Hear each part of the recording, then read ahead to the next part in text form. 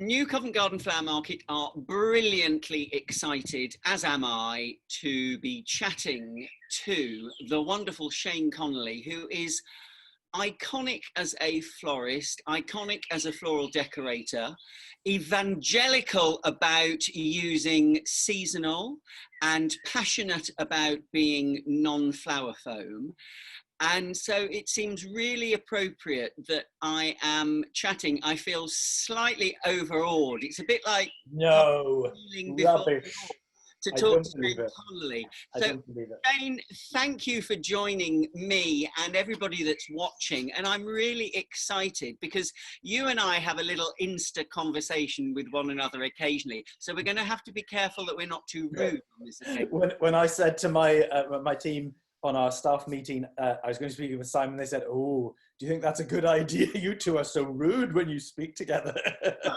So we have to be careful. No names. How's it been in lockdown? It's been extraordinary. For 32 years, I have been every weekend making a garden. And I've never spent more than 10 days here. And I've not had 3.5 months, 4 months. I don't know how long I've had. I don't know what year it is in my garden.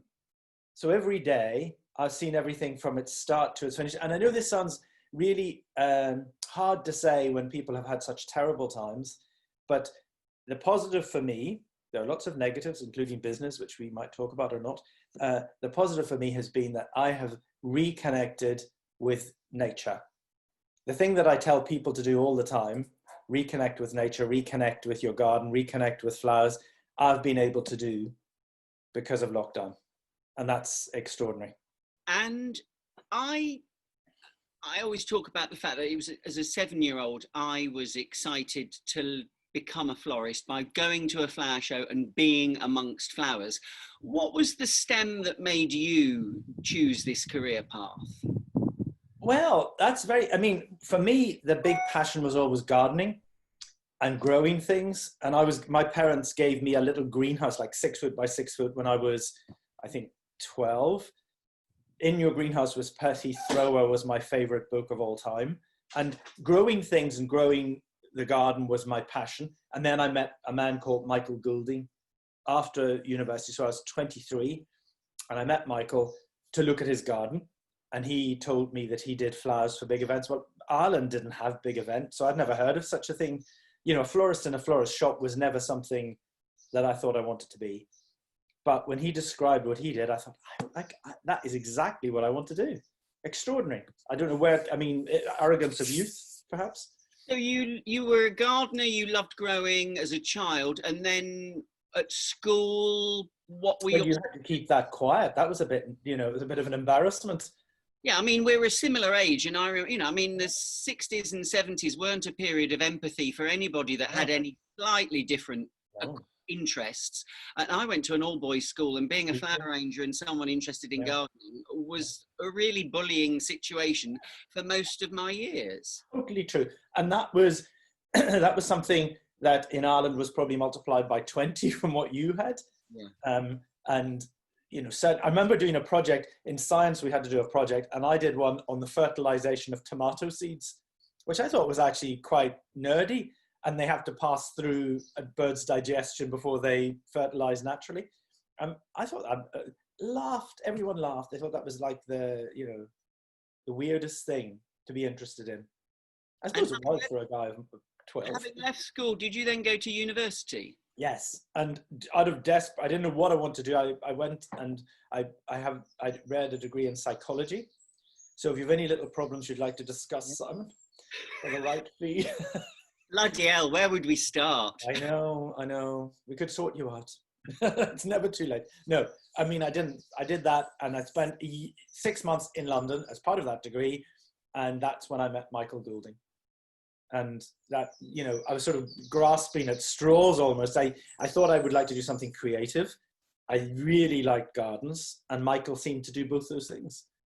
And you didn't ever meet him. He was like Ken Turner light, and they were both at Pulbrook and Gould at the same time. And Michael was the refined, very different from Ken. Ken was out there. I met him once at Windsor Castle, which sounds so name droppy, doesn't No, it? but that's exactly what Michael would love. He was being shown around by Lady Elizabeth Anson, Yeah. and it was hard to work out which of them was more grand and royal. You would exactly be right. They were great friends, actually. And I think she gave him some of his first events. And certainly he was the one who did all the old money, the aristocracy, the big weddings that were not flashy. Michael was the one who would be called upon. And he was... Weren't we lucky to have just crept into London in that era when there was still, it was Thatcher's Britain, it was that conspicuous consumerism, it was where clients did have big events, they were relatively ostentatious with their events and parties. There wasn't all the production that happens now. So basically you could have one or two tablecloth colours and then it was just lots of lovely flowers if we were lucky. That's right. And it was a very different feel. I mean, I was at Poolbrook and Gould. Michael, when I said I wanted to do this by letter and then a letter back and a letter, and Michael got me a job, he phoned up Lady Poolbrook and said, I've got a boy who's very interested. He's very old. He's 23, but he is very tall. And apparently Lady Poolbrook said, well, we could be doing with somebody who was tall, you know. And so there I was. And I think you came along about 2 years after I left or so to Poolbrook and Gould. And I was there as an older junior as well. And it was, I mean, it was such a brilliant rite of passage. And I wouldn't have wanted to do anything else, would you? In retrospect, absolutely not. At the time, I didn't know how I was going to cope with it, because I think a lot of the technique was keep them down. You know, if you showed enthusiasm, you were slapped, not physically. It was quite hard. Yeah, I was told once by someone in the workroom that I had hot hands and would never be any good at wedding work. No names. In actual fact, I find it keeps the gutter on the wire easier. There you go.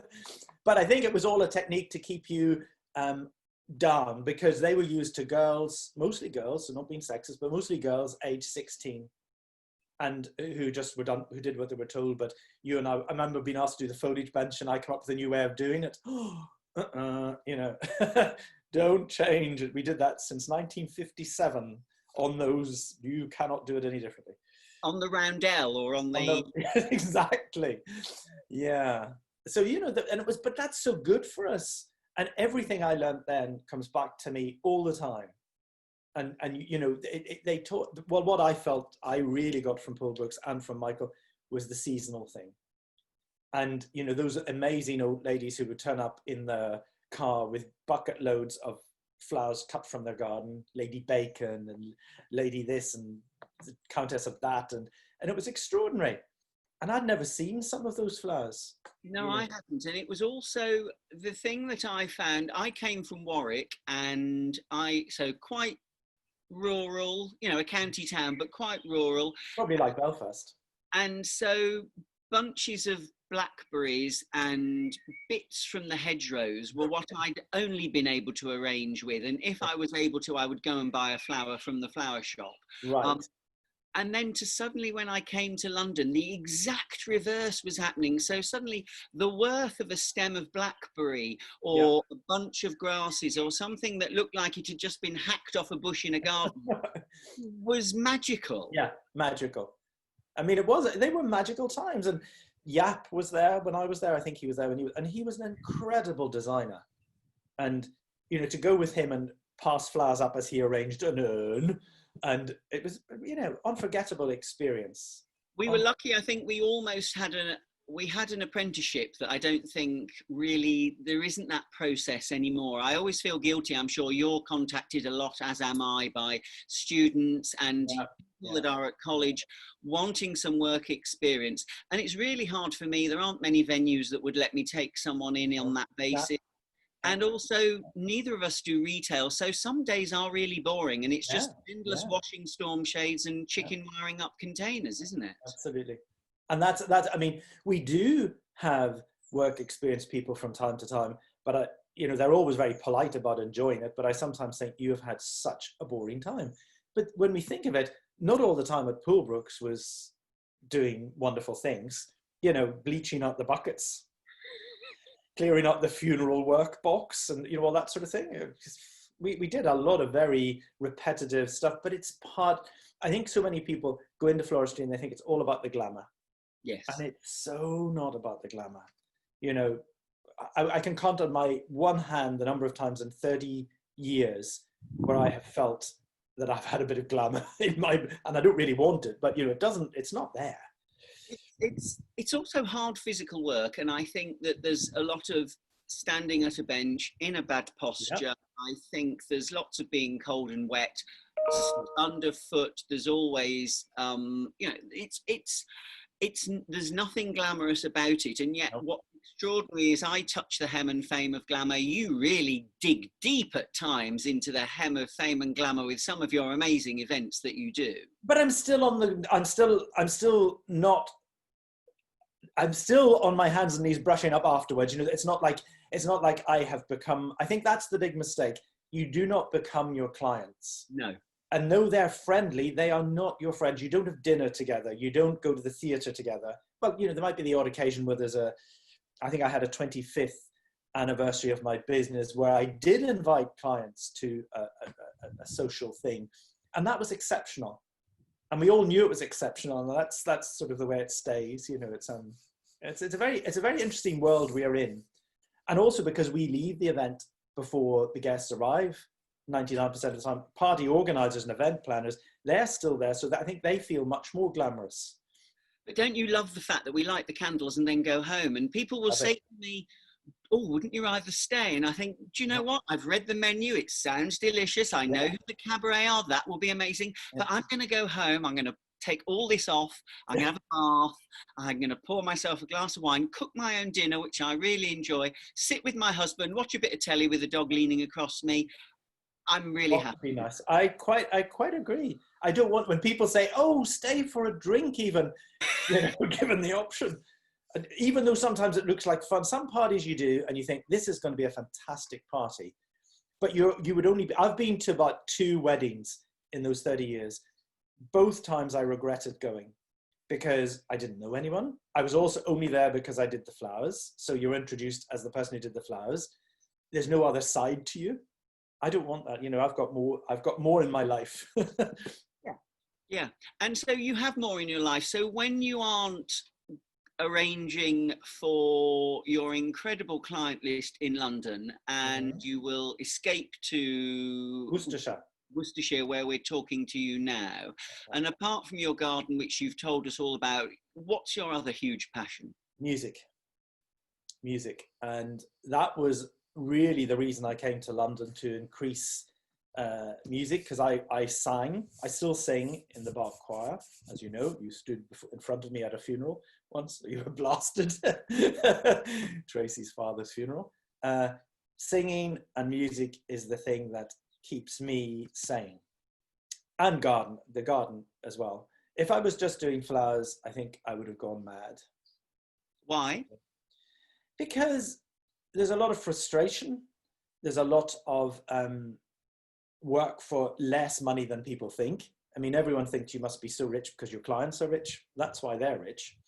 And, you know, we're not rich. We're very lucky. We couldn't begin to be in a better industry, but I need something else.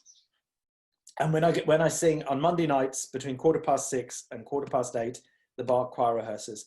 At 10 to 6, I would rather do anything than go to that rehearsal, because I'm exhausted. I've nearly always gone to market that morning. We've done houses and things.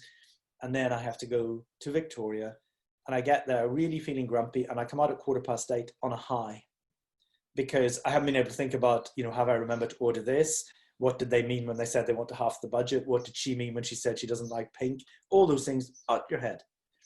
And it's extraordinary. It's really, yeah. And you said, so you go, I know because I see you there, you're a real regular and stalwart of Covent Garden Flower Market. Why do you still buy from the market almost every day, because you could make your life a lot easier, as could I, and I could do an online order with one of those companies and it would all be delivered into my workroom and I'd never have to get up early. I'd never have to do all of that, but I still want to go to market. Why do you?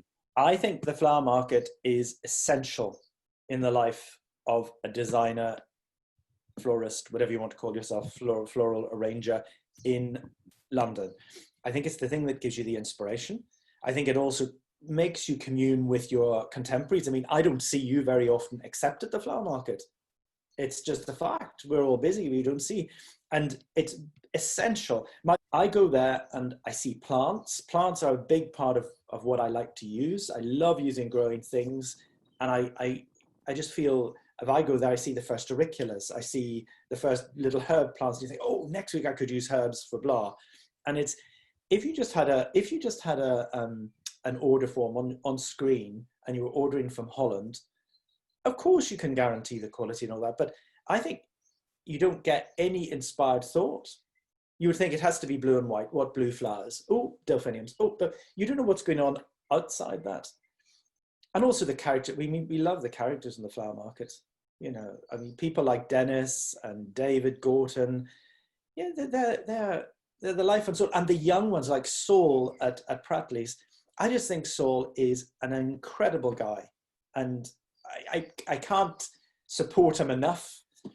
And if I don't go there, if I got flowers directly from other British growers all the time, I wouldn't see him to say, this is wonderful, keep up the good work. So, yeah. You are evangelical in being supportive of the flower market and of British flowers and British growers. What is your drive for that? Because my whole basis in flowers comes from the garden and from seeing things grow and from you're getting your hands in soil, I think, and you do it too. If you're a florist and you don't do that, it's like being a chef and always cooking Big Macs in the back of McDonald's. And if that's what you want, that's absolutely fine. But if you want to be artistic and creative, it has to be bigger and wider. And I feel that for me, the British growers are the ones who supply the product closest to the thing that comes from the garden, and the imperfections and the stem that goes like that. And, you know, I mean, on my desk from my garden, I've got a little bit of geranium. And I've got 2 roses of Isaac Perrier, Madame Isaac Perrier. I want things like that. And of course, I don't expect growers to grow Madame Isaac Perrier because, you know, it's difficult to grow. Actually, Rosebee does grow some. But I want to be able to get that look. So I want to be able to get Usk Valley roses to send me buckets of roses in that color so that it feels like it could be Madame Isaac Perrier. And I think that's why, for me, British growers do that. And you get a bucket, 20 stems are a bit longer than the other 20, and there are 3 that are stunted and little mini ones. And the way I like to arrange flowers has that all brought into it. I don't want a ball of, when I see, you know, I was talking to Candy, my wife Candy, last night, and we were trying to work out what it is because I knew I was speaking with you today. I think if you were going to give somebody chocolates, would you give them a box of Maltesers for a special occasion? No, nothing wrong with Maltesers. They're absolutely delicious, actually. But you might go to a really good chocolatier and you might buy a little box that size with 3 perfect chocolates. And instead, when people are sending bunches, you get this tied bunch and it doesn't matter what's in it. It's a bowl of flowers. And I watch people do it online. I watch people do it. It's a bowl of flowers. And yeah, of course, I can see the value and I can see, you know, I can count up, well, that's 25 pounds of that and 45 pounds. And you think, wow. But what is it saying? You know, it's to me, I think flowers need to be meaningful. And I get that from British growers. And I think you and I both get a bit of stick on social media. Well, not stick, but we get the negative comments that we would both have levelled at us are that we work in a world of exclusivity. What I think is really funny is people would look at the pair of us and think that we were competitors, and we are in no way would your clients want to use me or would my clients use me. That's because I've told them terrible things about you.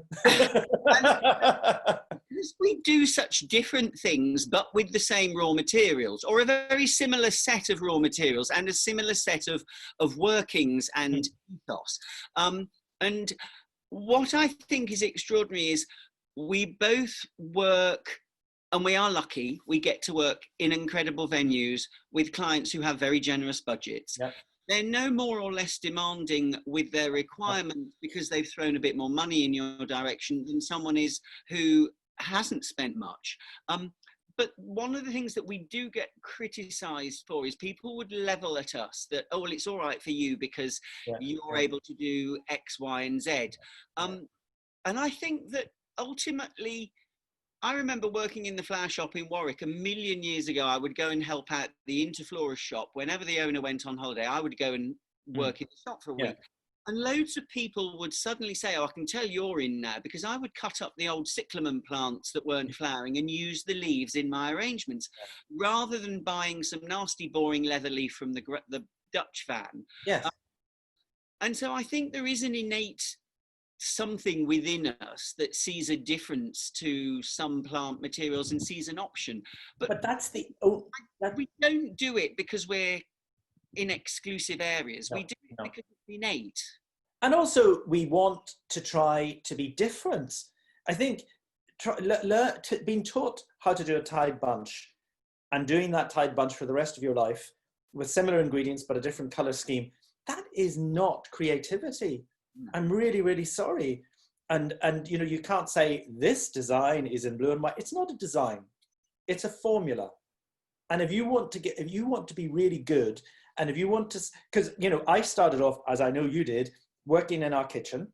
I then had a garage to work from, and Tracy used to help me, and we had to edge past each other. We had to bring the flowers out of the van into the garage, arrange them, and bring them back into the van to arrange more.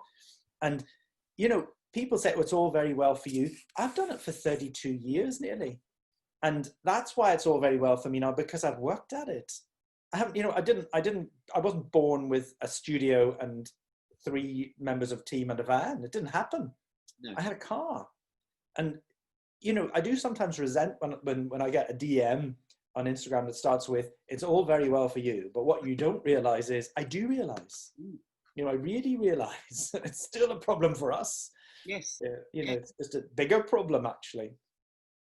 And also, I think one of the things is you get great joy from your plant material, and you get incredible, I watch you and I see you get immense joy from the simplest of things. And some of your social media posts, I just think, oh God, yeah. And I'm in the moment with you, because the enthusiasm from probably one of the simplest things that you will do, just a tablescape of beautiful, exquisite, curated flowers and containers, speaks volumes to me and to lots of people. And the work that you will have put into that is enormous. And what people don't realize, I think sometimes, is if you're not careful, I think it's really easy to fall into the trap of being a painting by numbers florist. Totally easy. And I think that we could both probably make far more money if we didn't bother worrying about the curated containers, the stem of difference, the this, the that. We could make a really nice, easy arrangement that someone else could deliver in and someone else could clear out really easily. But I wouldn't ever want to do that. And again, going back to British, that's what I can get from the British. And sometimes we do, I remember we did a 100-foot table for a dinner once. And we had 5 different growers sending stuff for that table. And each grower sent it at a different time. And it was, you know, watching it all come together. There is also with British flowers, you have to slightly have a client who realizes they won't be able to see a mood board and see guarantee tick, tick, tick. And that's a great problem with some event planners. They just do not get that. They want that sweet pea. And you say, well, it will be a sweet pea, and it will be in the palette we've discussed, but it might not be that one. With me, that's what gives me excitement still. You know, when those vans arrive and you unload it, think, wow, because you would never have thought of ordinary. If you give growers leeway and you say to them, look, it has to be all like dirty toenail colours, then you get the excitement. That's because they go around their patch and they say, oh, that's it. And to me, that's the magic. Yeah, And why I still do it. I always try, if I need something from market, I'll say it's this color palette, Yes. rather than giving specific names. And it's one of my top tips that I would always say to anybody when they ask, if they send a message through saying, oh, what's the name of that rose? I would say, don't bother Remember it. the name and telling someone that name. No. Loads of different growers call them different names anyway. Send them a photo of the rose, or send them a photo of your color that you want, and say, I want an assortment in that color, and you'll get some real treats back. And that's for both. I mean, you're talking about the flower market, that's for Dutch and for English as well. Yeah. And it's like a really good chef. When you see what Fern Vero, with Jane at Fern Vero, is doing with lovely Kitten, and you know, just each feeding of the other. And that's what good chefs do. Skygin Girl at Spring, she gets buckets of things and thinks, I've never cooked with that. What could I put it with? Wow, that'd be good with thyme and lemon. And that's what I wish the flower industry could get. And that's why I think the Covent Garden Flower Market is such a useful resource, because for many people who don't use growers, that's their only stimulation. And if they do that, they'll get that artistic approach, I think is the word. Yeah, I think artistic approach. And I think we also get, I think the joy of being in New Covent Garden Flower Market for me is you will spot something that you hadn't thought about for a while. You'll turn a corner and there'll be 2 random buckets put together, or what quite often I'll see a trolley go past me. Yes. and I'll be able to identify if it's John Carter, if it's you, if it's Rob, if it's whoever, probably by what's on it. I know. And I quite enjoy that. I love bumping into the Rebel Girls and seeing they're buying, looking amazing with armfuls of gorgeous stuff. That's all part, you know, because sometimes I always think I'm very cautious on color. I'm not a colorful, you know, every color under the rainbow thing. And when I look at some other people and you see, you know, lovely Athena will walk past in one of her beautiful dresses, holding a big bunch, and then you think, wow, those colors are beautiful. And it makes you experiment more. Like my Madame Isaac Perrier, you think, whoa, that's bright, you know, and scented.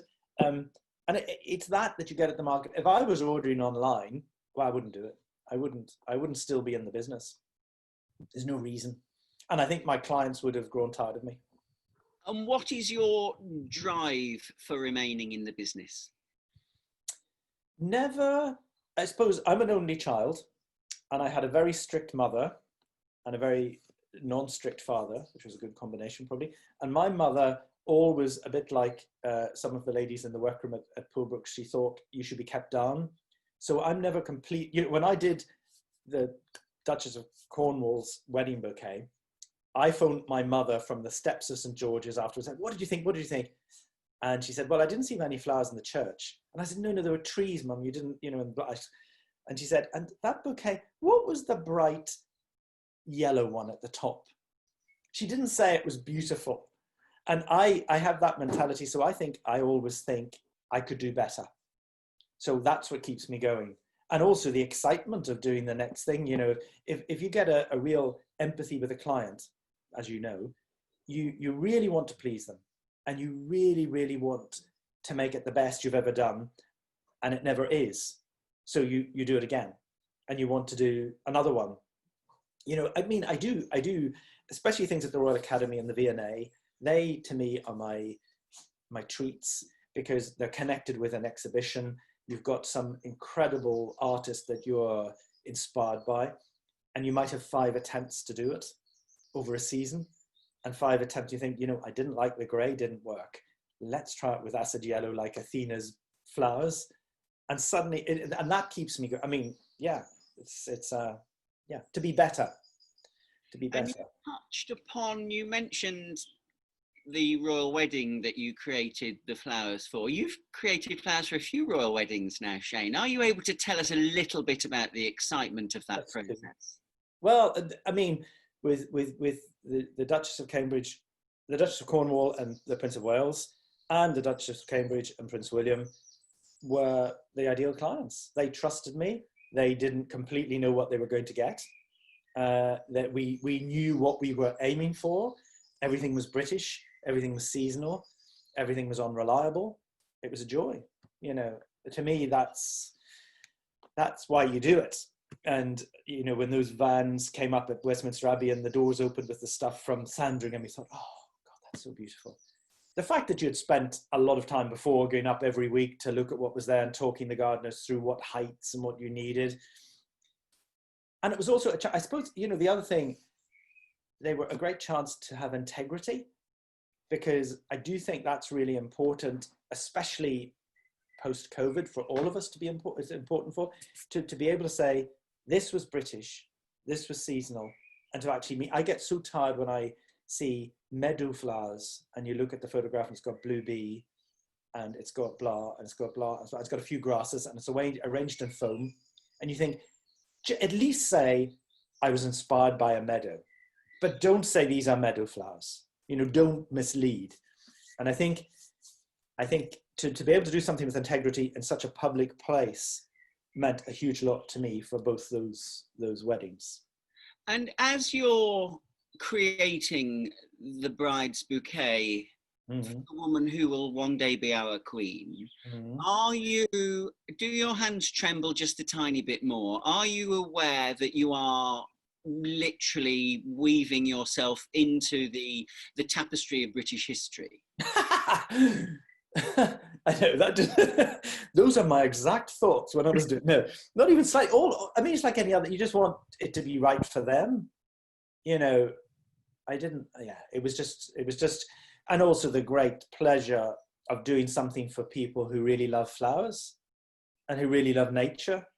You know, I think I wouldn't have been quite so good if it had been, if either of them had been brides who just wanted to show off. Neither of them were into that. I mean, you know, you have done royal family things as well. It's not a show-off thing. It's completely sincere, and it's for them. It's about the only thing they can do that's personal on that day. You know, their dress and the flowers. The rest is out of their control. The rest is to suit the camera and to suit traditions and to suit this. Those are the two things. So it's very special. We're very honoured to be involved with those sorts of events. Very honoured. That's something I hadn't even thought of, is the fact that it is exactly, they are the only two. They might be able to help choose what the menu is, perhaps, as well, if they're lucky. But yes, you're right. There's most is tradition. Yeah, and those are very personal things as well. You know, the menu, you know, if you're giving canapes to 600 people, there's not an awful lot you can input into that, really. It's very, so I felt incredibly honored to be doing something that was so personal and meaningful, because with both those ladies, it was all about the meaning and not about the show off, not even slightly. And the Duchess of Cornwall, we now know, is very, very keen on her flowers. As we knew the Prince of Wales was, but the Duchess of Cornwall also is passionate about flowers. Yeah, she's very passionate about flowers, and she's been a huge supporter. When British Flower Week moved to the Garden Museum, she came to she didn't come to the opening day, she came and presented the prize to the winners, and she's been to the Garden Museum on another occasion as well. She's a very keen gardener, and she loves flowers. She is the patron of Floral Angels, which we both know very well from the flower market, and very passionate about the work they do. And as all the patronages she takes on, she's very supportive and very interested. And yeah, so amazing. And you must have felt comfortable in being able to approach her to explain about Floral Angels and also British Flowers Week. You must have an understanding of her that wow. It is actually a genuine interest of hers, rather than simply, oh, flowers are nice and now I'm on to the dress or the hat or the jewels. No, she's 100% genuine. And so if there's something that I think would be really important, it's very interesting. I'm not one for putting myself out there unless I really believe in it, and then I'll do anything. And British Flowers, I would do anything. Garden Museum, I'd do anything. So, you know, you're out there, and therefore I would ask I would ask people, and I would ask friends to buy the charity raffle tickets, and I would ask, there's some things you just wouldn't, but there are other things you think, absolutely, I'm for that. So, yes. And when will you know it's enough? What will make you hang up your scissors eventually? Oh, well, what will make you hang up yours, Simon? Oh, Are you going to be buried with them? I don't think I will. I mean, I'd like to think that perhaps I might pick and choose a bit more. I'd sort of almost felt I was slightly teetering into that position probably in February of this year. And then all of a sudden, here we are, you and I, we've both had this conversation in the past few weeks about the fact that you've watched what we've worked quite hard for 20-something years is suddenly seems to be drifting through our fingers somewhat. So I don't think there'll be any hanging up of my scissors for a good long while yet. But nor would I want there to be. I still love it, and it's hard work. We get up out of bed at silly o'clock, and sometimes we don't get home till silly o'clock. But I love the people we work with. Yeah, I love the fact that we can be in venues that are, and we can be in, you've mentioned the Royal Academy or the Victoria and Albert Museum. People will have queued for days to get tickets to an exhibition. You and I have the privilege of being in those spaces, perhaps on our own for a few minutes, putting flowers on occasional tables or whatever. It's extraordinary. Those are amazing moments. The people we work with, both the teams that create with us and our fellow production companies and caterers and planners, I love being at a busy meeting with other people that I have respect for, and that's sort of the thundering of ideas at the moment. And then being in market, buying the flowers, looking at what there is, and in my mind anticipating. And we always create a sample, so I sort of know by the time the sample is done, that would almost, if I'm honest, that's probably the only real hands-on contact I have of much of the flower, because then when it's being replicated times 10 or 50 or 300, I'm onto other things, which is really grand. And I don't mean it to sound like that. It's just the way the process and logistics are. It's the same. By the time I've created that sample, I know what that job is going to look like. And I almost don't need to be at the job because I've got it going on in my mind. I love to be at the job, A, because I'm a control freak, and B, because I want to be the one lighting the candles and walking away, turning and seeing it and thinking, yep, it was just as I wanted. But then I do love to get in that van and come home again. Yeah, and it's a very strange thing. And I feel exactly the same. What I have learned is to delegate more. And, I've got such a wonderful team of people and freelancers. And if they say, we'll do that, I sometimes, well, more often will just say, thank you. Whereas before I'd have said, no, I'll do it, oh, no. And I don't as much. I'm a bit older than you. That might come to you in a few years. And I think that's also really important to teach and encourage the next generation, because, we are going to be replaced. There's no two ways about it. And you don't want to be replaced with bitterness. You want to be replaced with absolute joy in watching the next generation improve what you started. And I get great pleasure out of that. But yeah, really enjoy that. And you talked earlier about the 12-year-old you that got given a greenhouse. So for the 11-year-old you that's watching and is about to be given their greenhouse, what would your words of advice be? Oh, anything is possible. You can't believe. There's a Dr. Seuss book called "Oh, the Places You Will Go," and he wasn't probably born when I was a child, but the places you will go are just extraordinary if you let them, and if you approach with an open mind and say yes, and be grateful and be polite, which was the good thing of having a strict mother. I think that gets you an awfully long way. I mean, I'm sure I'm not the most creative flower person amongst my contemporaries, but I do know that reliability and politeness and enthusiasm are great selling points. And, that's very important.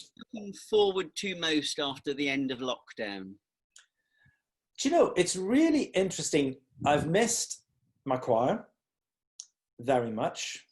I appreciate that even more. And I miss being able to go to concerts and theatre because, again, inspiration, but also just another world. It brings you to another world. And when you're in London, that is the real reason to be in London.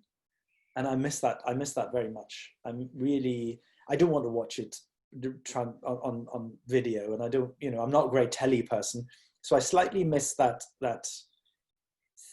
head bit that stimulates, and miss being able to go and see other gardens. Really enjoy that. So I think I'm looking forward to being back in London and enjoying London when it's over. And how are you going to be celebrating British Flowers Week, which starts on June the 15th? Oh, we forgot to talk about that as much as we should. June the 15th, I will be not wearing a flower crown and sitting in my garden. I will be trying to be supportive on Instagram, trying to be supportive in any way I can, through any medium I can, of British florists and British growers. Yeah. What will you be doing? In case I've missed something out, I should be doing it. I will be doing the same. I mean, I'm excited to think that the flower market will be opening on that 15th of June. I know, that's nice. It will be the first time that we can be back in the market. It will be strange because there will be some social distancing and a one-way system. But do you know what? From what I'm seeing on social media, the buzz of people, everybody, it's really interesting. I don't know how many people who have had to work from home, who work in an IT or admin-based job, are itching to get back to their place of work and in amongst their raw materials anymore. But almost every florist I talk to, almost every creative and chef and cook, we all want to get out and in amongst our raw materials, back out into the world with them again. Have you learnt from lockdown about you? Tolerance and patience are two really big things that I've learned. And also I'm now offering myself up. I now realise I can control virtually nothing. Very much que sera, whatever will be, will be. I'm trying to keep the discipline of some working days. I'm loving the fact that there are a few more opportunities to do a few things with flowers at the moment. The flowers are beautiful. I seek solace in my garden. The weather's been amazing. But I still am missing all of it. It's been lovely to chat to lots of people over the internet, but it still isn't the same as leaning against David Gorton's bucket of foliage and having a cup of coffee with you and a chat, and Tracy coming in and a gale of laughter and then off for the day. It's totally, it's just very, very, very, I mean, I feel like I've retired. When you asked me earlier about hanging up my scissors, I feel like I've retired in a weird sort of way without wanting to. And there have been advantages, as we say. I mean, to be in the garden for me was extraordinary. I haven't had that. I have never had the joy of coming back from work and doing a few hours of work in my garden because it's not here. I've had the other thing of coming here on a Friday after a really hard week and everything's up around your ears and you think, where do I even start? So that's been incredible. And I feel that without that, I would have probably been crying every night as well. So it's a very odd time. And how do you see us getting away from, I mean, how do you think it's going to get back to normal? I certainly think that at the moment people are being conditioned to not spend any time in a gathering. So I think that for me, there is no great financial opportunities for a dinner party for 20 or 30. Certainly not with social distancing, because the way all of that process will be purely to be able to facilitate flowers for 2 or 3 tables whilst operating all the new restrictions, social distancing, the way we would all have to operate, the fact that you couldn't send 2 members of one team in one vehicle to put a job in, all of those logistics mean that it's not going to be financially worthwhile me even doing flowers for dinners for 20 or 30, I don't think, unless I do them just on my own. And that has its disadvantages as well. Yes. That takes you, we spoke the other day and you were saying that you had spent all of one day practically doing one thing. And that's the problem, because that means all the emails don't get answered, or the clients don't get a meeting that they needed to have. It's a very tricky,